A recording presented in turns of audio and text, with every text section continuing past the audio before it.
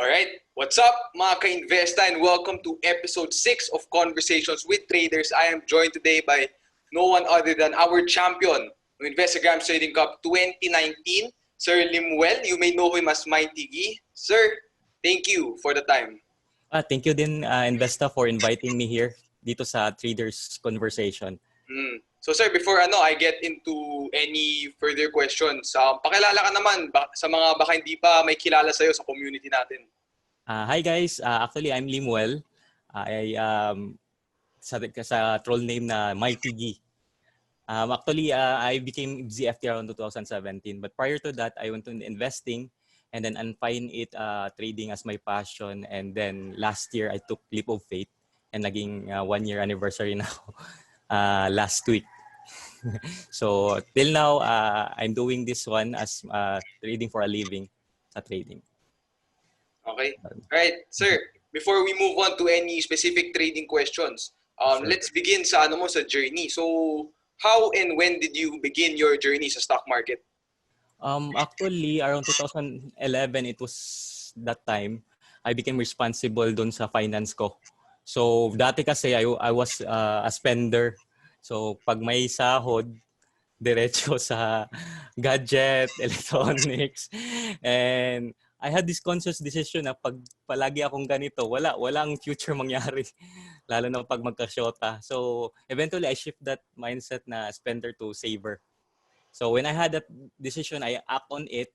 Then, good thing na may isang classmate ako nag-invite about financial literacy.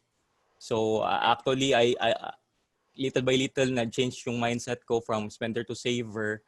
And actually, I became part also of TRC, and that was my stepping stone to towards investing. So later, I found out dun sa strategy na ginagamit sa DRC, it was a cost averaging, hindi siya kasya sa akin. So I do the trading on myself. Then dun sa 2013-14, I started trading sunog.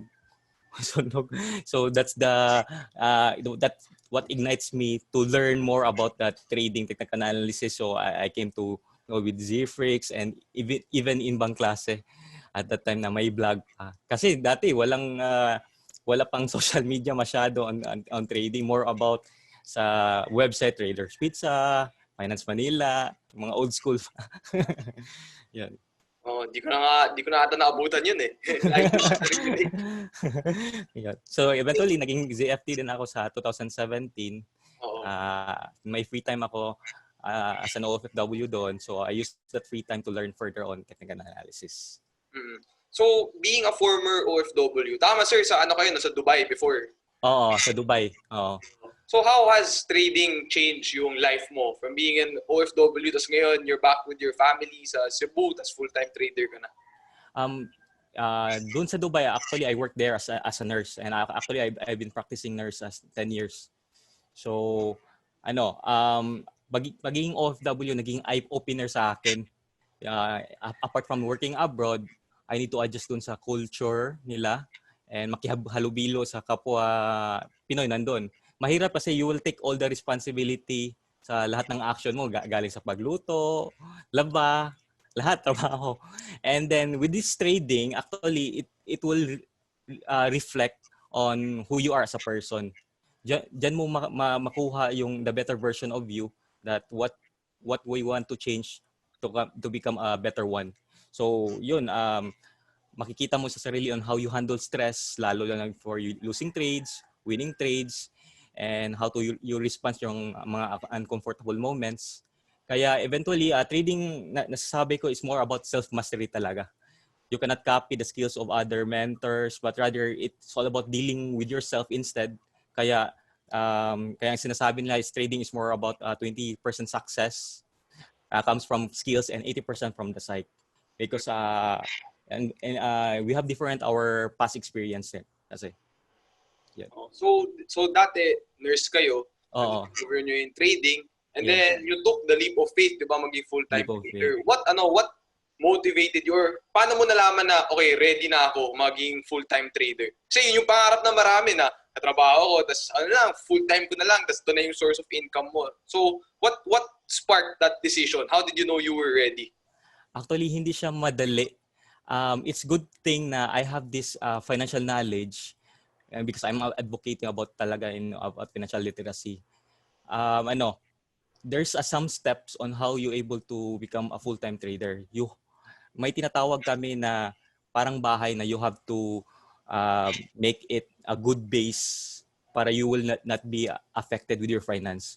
So you have to have an emergency fund. Importante yan.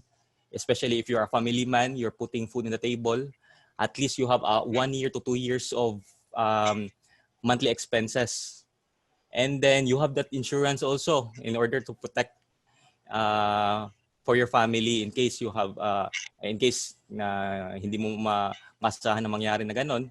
And then of course you have to allot some of the allocation of your funds for your future use. So from there nakuha ko yung finance na foundation, and eventually I put that onto trading na if you are profitable for the past a year, and then with this kind of money na makukuha mo through expenses, then that's what we decided to have leap of faith. And I find it kasi dun as an OFW, kami sa mag-asawa, napansin namin na you're just in the trap of work and then living in the home, then work ulit, parang cycle. Then there's more life on it, di ba? So, yung sasabi, dapat gawan kami ng paraan to exit this rat race, which is to which is na maging together with the family. Kasi ang hirap, nag-iba yung decision namin, lalo na nagkaanak. Ang nangyari kasi, nandun kami sa Dubai, and then yung anak namin nandito, and na-realize namin hindi maganda to na nandun kami, separated kami. So we decided talaga na to do something about it. And it took a process kasi nag-full-time kayo, sir, tama ba, 2018? 2019. Oh, so you've been in the market, you've been trading for 2013, mga 6 years, 6-7 years bago mo take yung leap of faith. Kasi marami ako narinig na story na 2017 nag-start ng trade, nakatikim ng bull market, tapos after 1 year, full-time na. But in reality, it took you 7 years to, number 1, learn the craft. Number 2, build as you said, yung base ng bahay. Before you took the leap of faith. So dapat talaga, 1, may experience, and 2, financially, just in case maulats ka, 6 months, 1 year, hindi mauulats yung finances mo, yung lifestyle mo. Tama.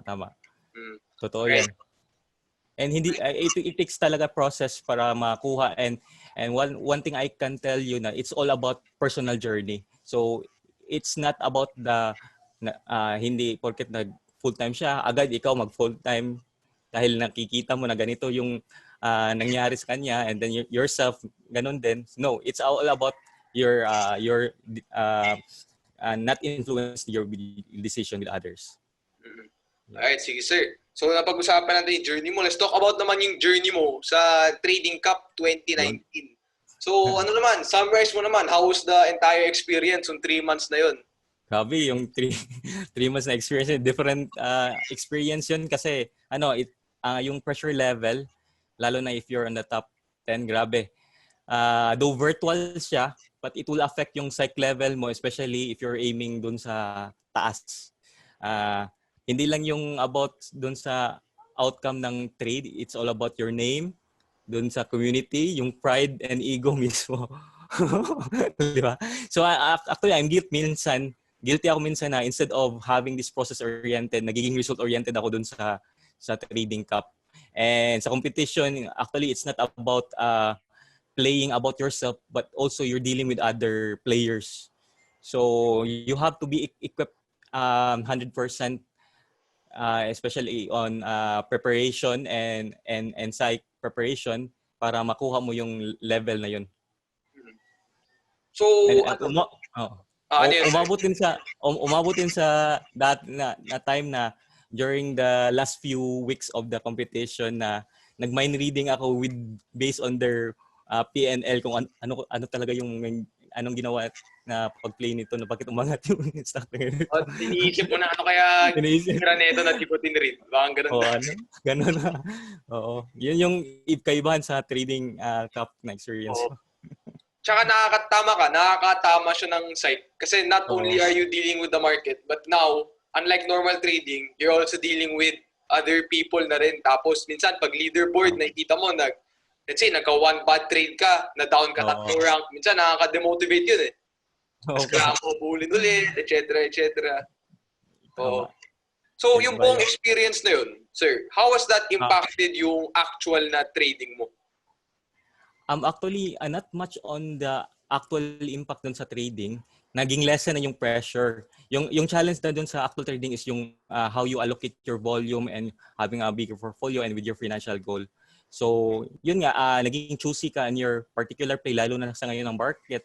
And if dun sa criteria, dun ka lang titira. Pero hindi porket na champ tayo, magaling tayo agad. No. We are all the same in the eyes of the market. You have the one that is disciplined and the right mindset are the ones who is rewarded talaga. Yun solid. Kasi baka minsan may manalo sa kahit anong competition, tas minsan lumalaki na yung ego na ito, nag-champion ako dito, talo ko to lahat, ako na yung malupit. So, ganda ng mindset mo, sir, na even if nag-champion ka, na-recognize ka ng community, you still humble ka pa rin, parang grassroots pa rin na I'm always a student of a market, kailangan discipline pa rin, or else lahat to pwede mawala, lalo na sa market. Oo. Importante ka talaga yung mindset na yun, parang you have to have the focus of the process-oriented na trader. Kasi pag madala ka na ganito, ayun, pwede mawasak mo yung strategy mo in the future trade.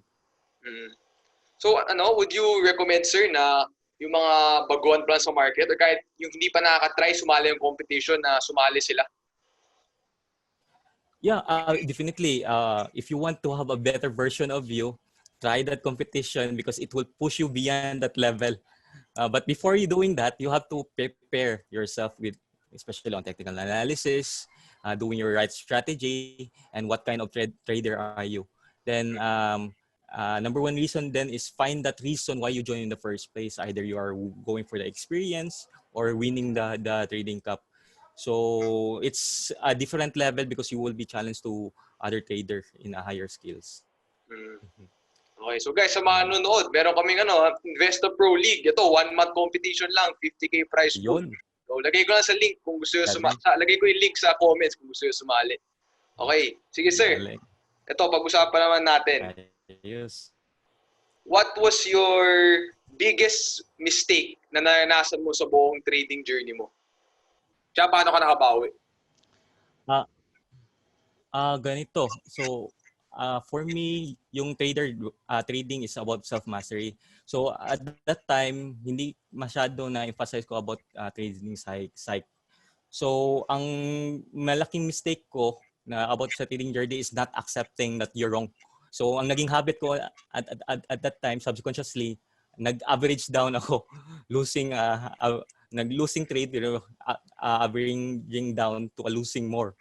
So, finally, it hurt me with that big amount and pati yung side capital, mahirap. So, ang nangyari, ang ginawa ko, detach muna, purge ilang araw, then review with the journey sa trading journal mo. And then try again exposing yourself but in a little allocation to gain some confidence. So, gaano katagal kayo nag-average down sa stock na yun? If I'm not mistaken, sandali lang naman, mga 2 weeks. 2 weeks. I'm expecting noon na mag-bounce yung stock na yun, but hindi talaga. Hindi talaga. So, ayun.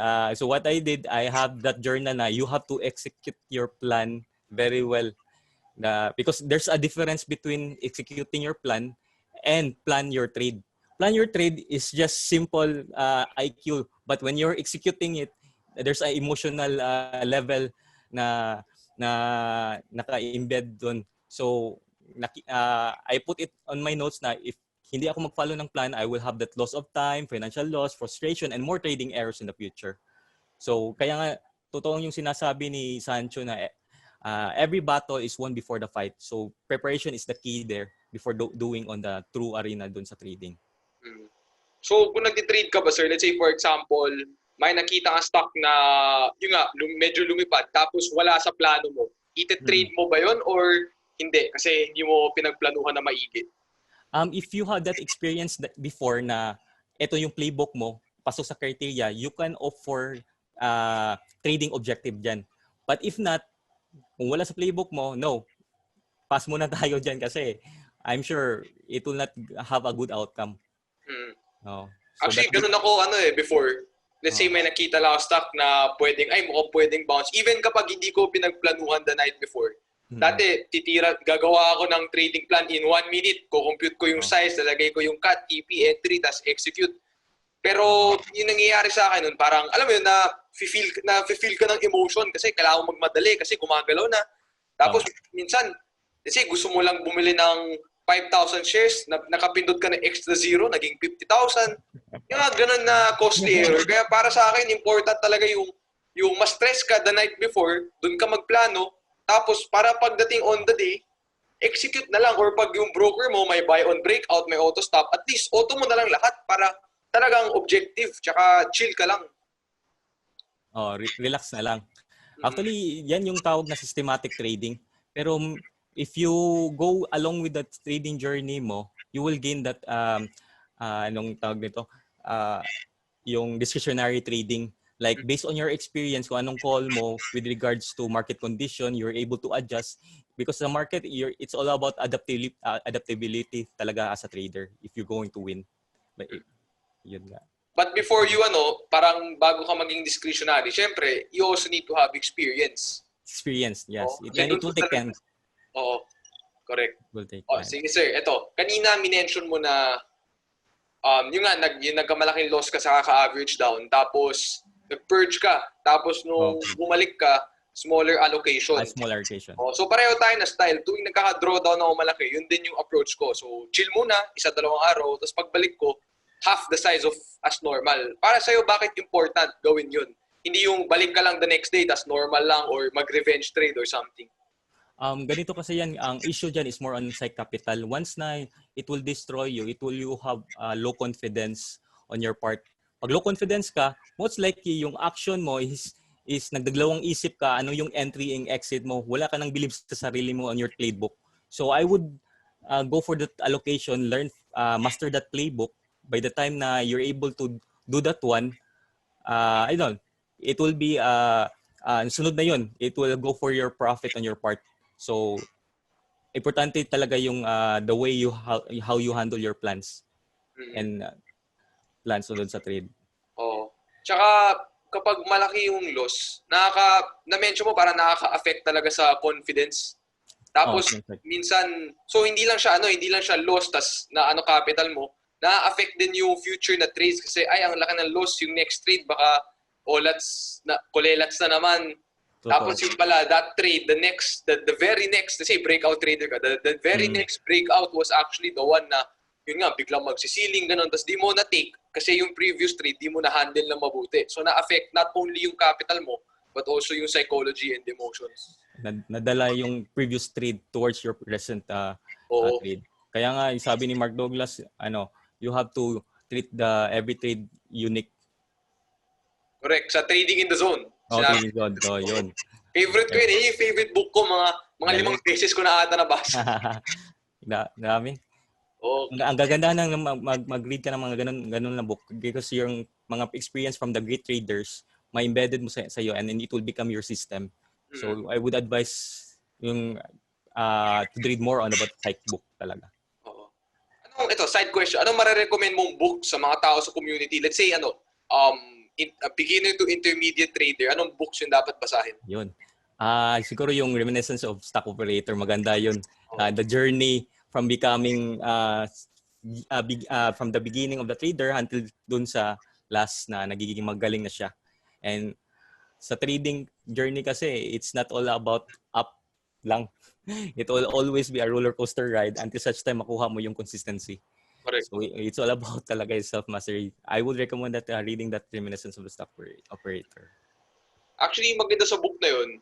Parang marami nagsasabi, di ba, na parang si Jesse Livermore, yung greatest trader of all time. All time, tama. Tapos hindi naman siya, overnight success.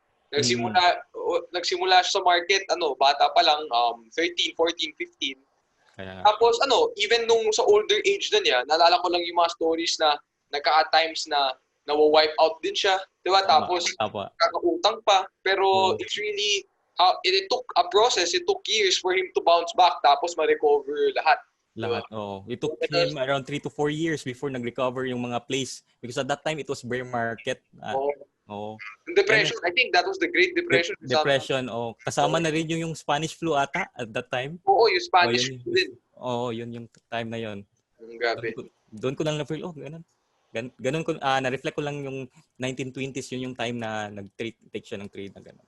Tsaka nag-a-apply pa rin yung principles tinuro doon. Ngayon, even if almost a century ago, nangyari yung mga ganap sa book na yun, almost everything is still applicable today. Applicable. Tama kasi, human behavior is always about pattern. Correct. So, from that pattern, you will learn from it. And usually, if you want to embed it on your process, you have to experience muna that pattern para ma-recognize mo. If hindi, imposible if you can have another level to a trading part. Yep, correct. Experience. Ako naman, kung makarecommend ako ng book, Market Wizards. They're almost the same sila ni Reminiscences of a Stock Operator na yung kahit yung pinakaunang Market Wizards na almost 30 years ago or 40 years ago sinulat, applicable pa rin today din yung mga pinagsasabi nila doon. So yun yung mga magagandang books, yung pang-timeless principles, yung tinuturo, kumbaga. Totoo. Hindi yan mawala. Pabalik-balik lang. Kaya nga doon sa technical analysis is just about a human pattern. Makikita mo talaga yung human emotional pattern to it. Kasi yung human behavior never changes naman eh. Never change. Yeah. Kung dati, lala ko lang, sinasabi sa mga books na, yung high frequency trading, masisira yung market, yung ganyan-ganyan. Tapos ngayon naman, yung algo, masisira yung trading, blah, blah, blah. Pero ever since naman, sinasabi na yun eh. But it's not really technology that drives the markets. It's human behavior, and human behavior never changes. Tama. Even high frequency na algorithm, there are manned by people behind na nag-adjust according to their criteria sa market condition. So it's still a human side pa rin yung in terms of decision on how to have a good trading system. Yeah. Okay, sige sir. Ito naman. Can we talk about your most unforgettable trades? Isang gain tsaka isang loss. So pwede ka mag-share screen sir para makita yung chart. Sige. Ganito. Actually yung one of the unforgettable trades sa akin, sandali i-on ko na share screen. Exciting part na to eh. Ito yung favorite question. Ito yung PMPC. Ito, PMPC. July 14. Bakit July 14? Actually, ito yung time na nag-labor yung asawa ko doon sa Dubai. While nag-labor yung asawa ko, I was beside her doing this trading. Kaya ito yung kandila na to na July 14. Ito yung napanganak yung anak ko na si Lucas, which is inspired doon sa troll name na Luke. So ito yung unforgettable winning trade ko kasi it gains me around 30% overall sa dito na run. So yun yung pinaka unforgettable winning trade ko. Grabe, iba yun. Yung iba nagtitrade pag nasa office, yung nagtitrade pag nasa biyahe. Ikaw nagtitrade habang nasa labor yung wife. Ngayon ko lang narinig yung gano'n. Walang pili. Walang pili. Kasi nasa watchlist ko na to eh. When this breakout happen, I'm sure malakas to. Multiple breakout on this. So ayun, nag-materialize naman. So good thing na nakaplan ako, and while sumigaw yung asawa ko dito, ako naman nagkadikit ng panood ng cellphone for to execute. Ay. Okay yung kwento na yun Natawa nga ako doon na share ko rin doon sa nila Boss Z dati, yung itong experience nila Money Growers. So sir, pag-usapan naman natin yung specifics yung trade. So nabili mo sa breakout, saan mo nabenta? Nabenta ko siya dito by the time nag-create siya ng week. Since TP ko na rin siya, at least I have the gain na 20% up. Yun lang. Oh. Bakit yan yung TP? Resistance ba yan? Parang historical resistance?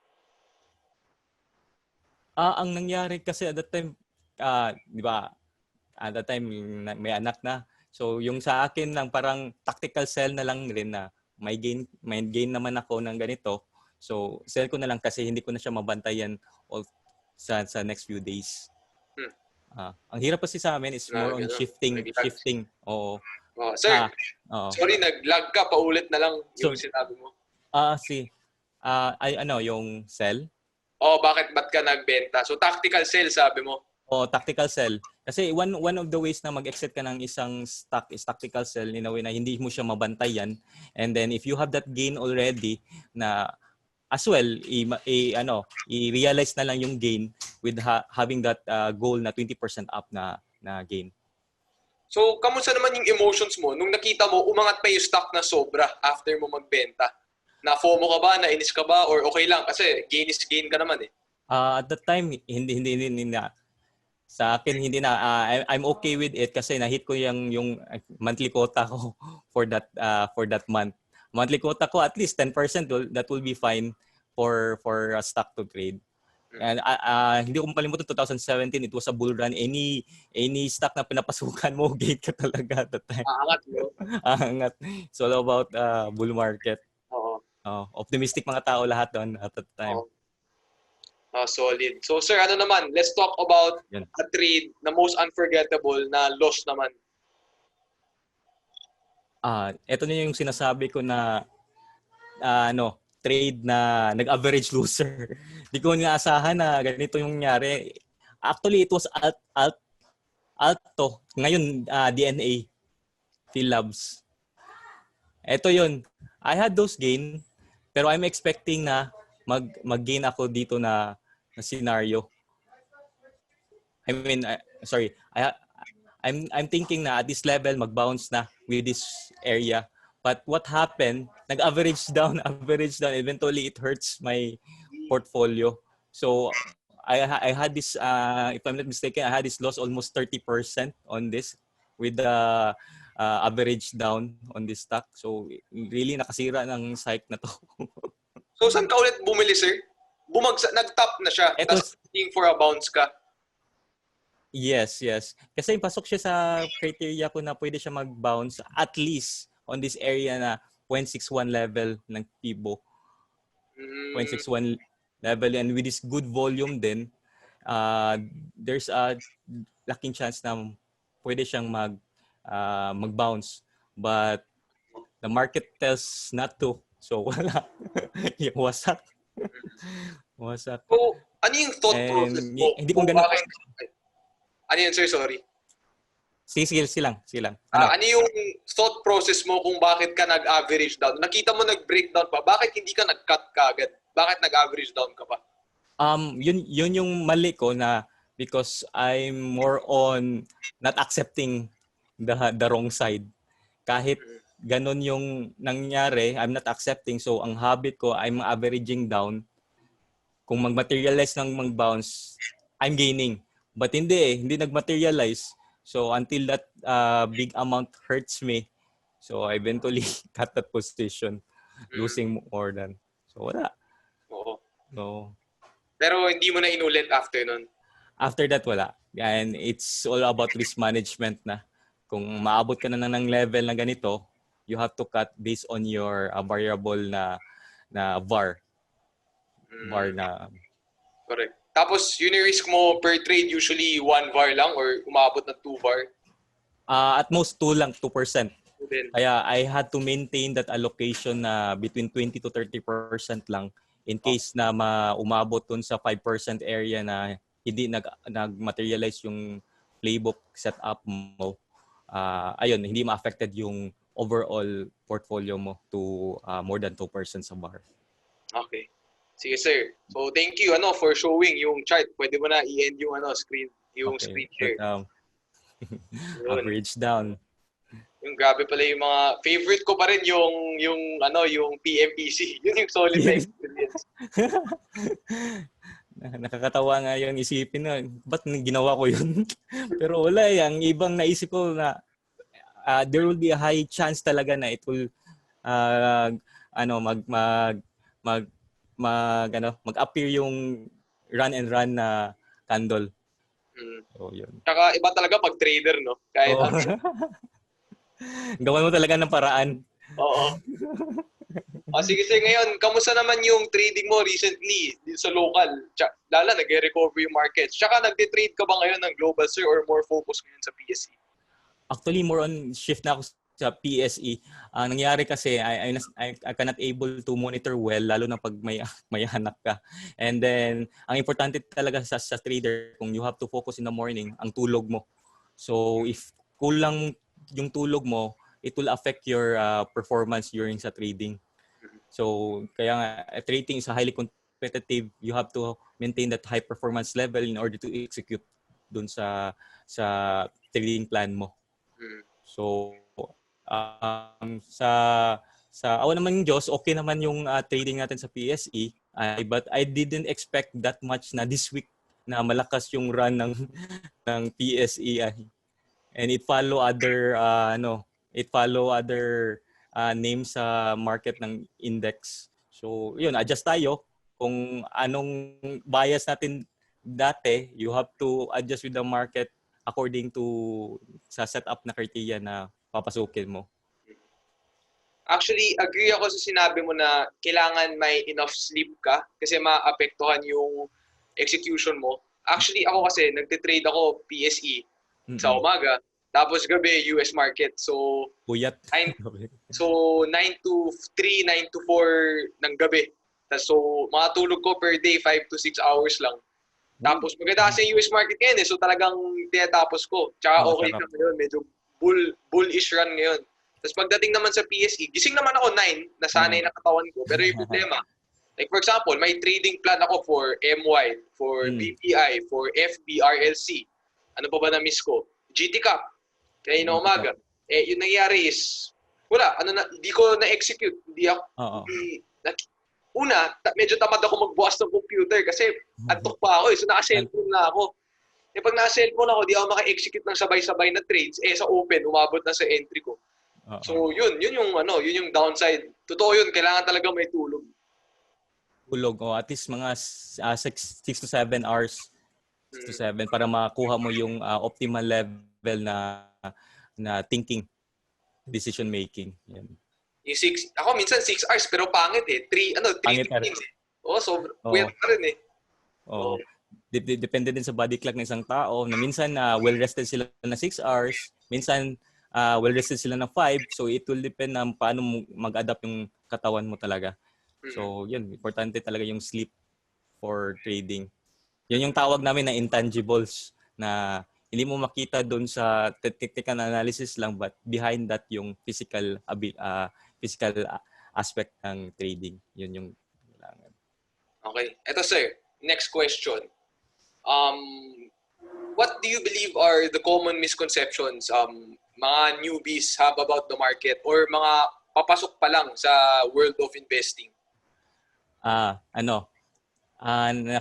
Parang nakita nila, lalo na sa mga beginners, na simple lang yung stock market. It's all about buy and sell lang. And sa tingin nila, mabilis lang kumita sa market. When in fact, yung kita, the result is just the result of your action, which is the trading process. So yung danger dyan is nag-open ka without learning, and then you have the tip and experience that beginner's luck. Eventually, you will feel doom on the next few months sa trade kasi hindi mo ma-replicate and you're attaching already to that emotion na mabilis para kumita ng market. So I would advise you have to take some time, learn that process and learn from it so that eventually you will able to have a consistent and profitable trading in the future. Any more misconceptions, sir, na napapansin mo? Misconception. Yung minsan yung day trading na kung full-time ka trading, kumita ka ng marami compared dun sa part-time. So Sa akin, it's more on about your trading lifestyle talaga na para makuha mo yung sweet spot to becoming a profitable. So, hindi porket na full-time, consistent na siya into profitable, hindi. It's all about your trading style if na able to adapt dun sa mga playbook mo and your setup na master. Sige. Ito sir, lagi mo mini-mention yung playbook. So para sa mga hindi pa nakakalam, pwede mo ba i-define further what do you mean by dapat may sarili kang playbook? Oo. Usually meron kaming tinatawag na dun sa Z na term is AOTS. Yun yung alignment of the stars, yung moving average na dapat naka-align yung tatlong 20 MA, 50 MA, 100 MA, and then having that breakout level, isa yun sa mga criteria to have that kind of buy on breakout tinatawag na setup.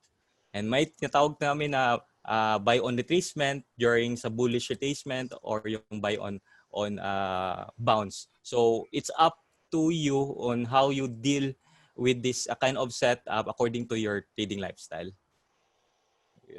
So dapat nag-a-adapt yung strategy dun sa circumstance or lifestyle ng tao. Ng tao, tama. Okay. And then yung risk appetite din. Yung risk appetite ng isang tao na hindi ko kaya ng volatility nito. So eto na lang yung na stock na papasukan ko kasi pasok siya sa risk appetite din sa lifestyle. Yun. Sige, ito sir. I have last two questions. Sure. Ito, medyo philosophical na question. So, do you believe na traders are born or traders are made? Yung mga great traders.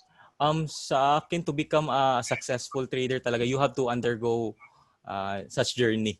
Because, so it is more on traders are made. Because ganito kasi yan, it is unique from another journey from another trader. Kasi different trading style tayo, tapos different risk appetite. And then it's important then you have to be inspired first before so that you can rely on yourself later on. Because your goal as a trader is reaching the ability to walk on your feet, not by getting tips from another traders. So traders is more about marathon, not a sprint. Yun yung usual na nalaman na. And with that continuous learning, we're able to grow as a trader. So really, the traders are made talaga. Gusto ko yung sinabi mo sir yung it's a marathon not a sprint. Kasi madami po, even myself noona, pumapasok sa market thinking na ito, I'm gonna be a millionaire in 1 month, in 5 months, 1 year. But in reality, yung trading hindi siya hindi siya kahit nga 5 years, hindi ganoon eh. Talagang once ma-realize mo na ito yung gusto mo, it's really parang lifelong journey na eh. Kasi the more you think you know about the markets, the more you'll realize what na you don't know a lot pa pala, na there's more to learn about it. Never mo talaga fully ma-master, but you just keep learning and learning. Tama. You'll always be a student talaga sa market if you want to have a consistent, profitable trading. So, yun. Kaya nga sabi ko earlier na we are always the same in the eye of the market. Walang above of it. Yeah. Correct. So ito sir, last question. Anong masasabi mo sa mga OFWs ngayon na nagtitrade and baka nag-wish din na yung nga, baka po in the future pwede rin sila after they go through yung process na minention mo na mastery tapos foundation of the house, ano mga message mo sa kanila? Since we are unique from one another, you have to find that comfortable level na before going for a full time, you have to know your criteria, paano mo ma-achieve yung goal mo financially.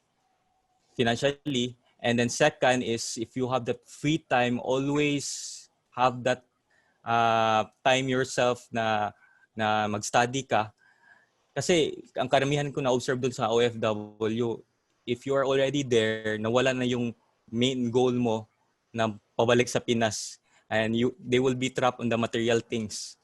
So if you don't plan your exit plan, ang mangyari, you will be forever in OFW, and until such time you cannot bring back the time that you already spent more dun sa labas compared dun sa family mo sa Pinas. So you have to set a deadline on when you will be coming pauwi sa Pinas. Yun. Ang ganda. Tapos ano naman, sir, final message mo sa mga tao na nanonood or sa trading community natin? If you want to become more successful, you have to learn from different traders and be selective on what you want to focus in order to build your own trading process. So again, trading is a marathon, not a sprint. Take some time to learn. It needs to be process-oriented rather than a goal-oriented strategy. All right. Okay, sir. I have no further questions and I'm sure yung mga tao sa community, dami natutunan sa session na to. So guys, comment kayo sa down below na thank you, Sir Limuele, or thank you, Maity Gee, sir. Thank you for the time. Salamat for being in Conversations with Traders. Thank you din sa Investa for this conversation and for inviting. Thank you. All right. Sige, sir. Thank you, sir. Okay. Bye-bye. Thank you.